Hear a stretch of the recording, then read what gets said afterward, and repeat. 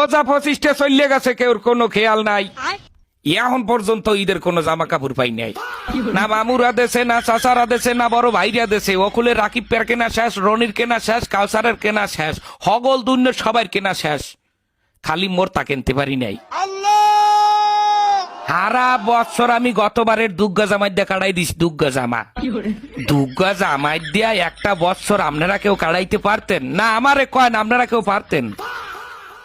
এখন আমার গায়ে যে জামাগুয়া এইটার ক্যাতকুলি সিরা, এবং এমন কায়দায় সেরছে যে মানের সামনে বই আমার হাত জাগাইয়া যে আমার মাথা চুলকামু হ্যার উপায় নেই, হেলে ক্যাতকুলিসি নেইবে। এবং পেন্দনের যে প্যান্ডা সবাই জানেন ফুটপাতে কিনছি, এই প্যান্ডার মধ্যে 19-20টা তালি, সিরা প্যান্ট সেলাই করিয়া তালি দিয়ে হেয়ার পর হিন্দি।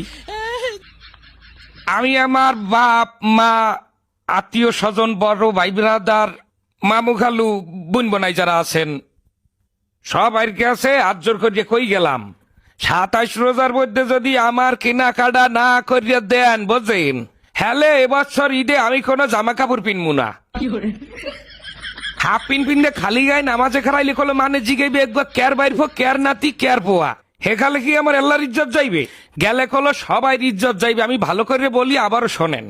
স্বাস্থ্য মামা তো দুলা ভাইরা, চাকরিজীবী বড় ভাইরা, মামু খালু চাচা ফুফারা একটা একটা পাঞ্জামি দিলেও আমার কলো 15-16টা পাঞ্জামি হয়ে যায়। আপনারা জানেন কিনা জানি না, আমার বাপেরা তাহলে 3টা গরু আছে।